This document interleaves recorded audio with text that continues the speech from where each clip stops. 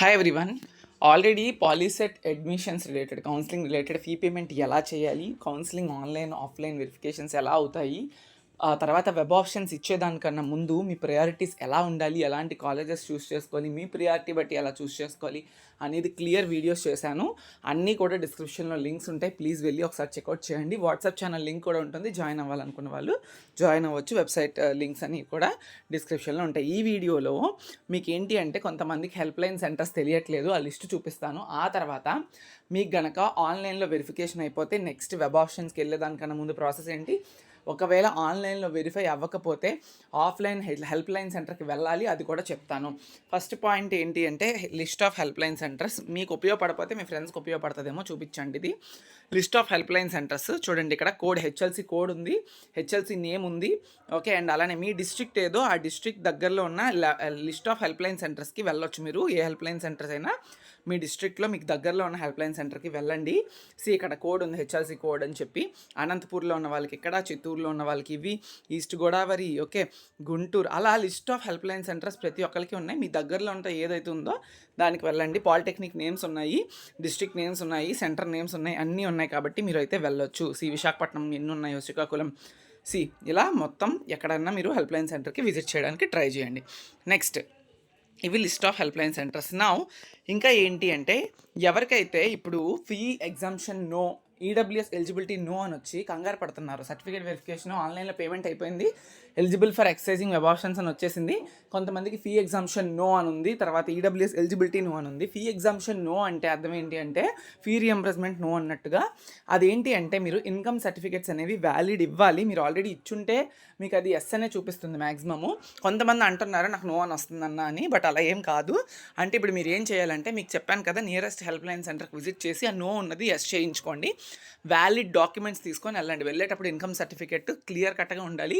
Income certificate must be on or after Jan 1, 2023, 2023 ఆ తర్వాతది మాత్రమే మనకి ఇన్కమ్ సర్టిఫికేట్ వ్యాలిడ్. 1/1/2023 తర్వాత చేయించుకున్న ఇన్కమ్ సర్టిఫికేట్.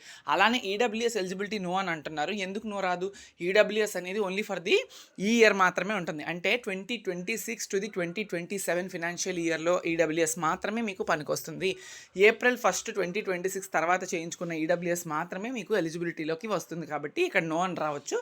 మీకు అది కూడా డౌట్ ఉంటే మీరు హెల్ప్ లైన్ సెంటర్కి వెళ్ళి మీరు కరెక్షన్స్ చేసుకోండి. ఇన్కమ్ అనేది చాలామందికి నో చూపిస్తుందంటే only because of income certificate ఒకటే కాదు, చాలా మీకు ఉంటాయి కదా, ల్యాండ్స్ ఉన్నా కూడా, 4 vehicles, లేకపోతే ఏమంటారు దాన్ని, గవర్నమెంట్ ఎంప్లాయీస్, స్టూడెంట్స్, మీరు ఎవరైనా మీ పేరెంట్స్ ఉన్నా, ట్యాక్స్ ఎగ్జంప్షన్స్, ఇవన్నీ చూసుకొని మీకు అయితే ఫీ రియంబర్స్మెంట్ రావడం అయితే జరుగుతుంది.